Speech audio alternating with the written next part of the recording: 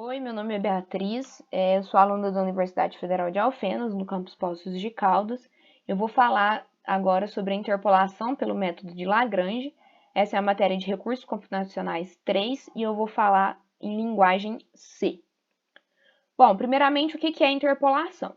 O objetivo da interpolação é estimar os valores de uma função que a gente não conhece a partir de um conjunto de pares que são conhecidos. Esse método ele vai permitir estimar valores que se encaixam dentro desse intervalo de pares por meio da construção da função que se aproxima desse conjunto de dados. A interpolação ela vai ser dividida em três: linear, que vai ser uma função linear com polinômio de primeiro grau, e polinomial e de Lagrange, que vão ser métodos para polinômios de grau n. Bom, a interpolação de Lagrange vai ser um método utilizado para encontrar um polinômio sem precisar resolver um sistema de equações lineares. Então, o teorema ele diz o seguinte: se f de x é uma função contínua definida em um determinado intervalo, x0, xn-1, e um conjunto de n pontos, xi e yi, então o meu i ele tem que ser maior ou igual a zero e menor que o n. Conhecidos e pertencentes a essa função, vai existir somente um polinômio interpolador de f de x nos pontos já existentes. Então, aqui a gente tem um exemplo, para um intervalo de 3 pontos, o grau do nosso polinômio será no máximo 2. Isso vai descrever a função polinomial, que é Pn-1. Então, a gente tem 3 pontos, P vai ser n-1, P vai ser igual a 2, P2 de x. Essa é a fórmula geral de Lagrange. A gente vai ter aqui a fórmula do Pn-1 de x, que vai ser um somatório do yi vezes o li de x, e aqui a gente tem o li de x dado nessas contas aqui para um j diferente de i. Aqui a gente tem algumas observações. O Pn-1 de x ele vai ser igual à função f de x para todos os pares de x e y que são conhecidos dentro do intervalo, respeitando essa condição que foi dita anteriormente. Então, quanto maior a quantidade de pontos, maior vai ser o grau do polinômio. Então, assim, melhor vai ser a estimativa feita na interpolação para o valor de f de x. E ele pode ser utilizado para determinar a função Pn-1 de x, como também para Pn-1 de xb em um determinado ponto xb. Agora aqui a gente tem o programa que a gente vai detalhar ele, Aqui o programa ele vai pedir para o usuário digitar a quantidade de pares, que a gente vai ter, de pares xy, e dos valores de xy. E aí, no final, o usuário vai digitar um certo valor de x, e aí o programa vai interpolar e achar o valor de y. Esse cálculo da interpolação ele vai ser feito através do algoritmo de Lagrange. Então, o primeiro passo que a gente tem é declarar as variáveis. Então, a gente vai declarar um inteiro com essas variáveis e 2 floats. O comando float ele vai ser usado porque os pontos eles podem ser números com vírgula, não ser números inteiros. Então, colocando o float vai evitar que haja algum erro na execução do nosso programa.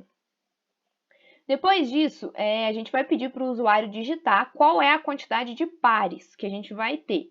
E aí, esse valor vai ser armazenado na variável n. Então, aqui a gente tem um printf pedindo para informar a quantidade de pares e um scanf que vai armazenar esse valor na variável n. Depois, a gente vai declarar e iniciar dois vetores para os valores de x e y serem atribuídos nos pares. Então, aqui a gente vai ter um float do vetor x, um float do vetor y e também um float para os coeficientes. Depois que a gente sabe qual a quantidade de pares, a gente tem que saber quais são os valores dos pontos x e y. Primeiro, a gente vai colocar aqui nesse for um printf para informar os valores de x e um scanf vai armazenar esses valores no meu vetor x. Depois, a gente vai fazer outro for e outro printf para armazenar os valores de y. E aí, eles vão ser armazenados aqui nesse vetor y. Depois que a gente já tem a quantidade de pares e quais são os números, eles já estão salvos e atribuídos, então o usuário vai digitar qual o ponto que ele quer que seja feito o cálculo do y interpolado. Então, aqui a gente vai ter um printf para o usuário informar o valor do ponto x. E aí ele vai ser armazenado na variável x aqui nesse scanf.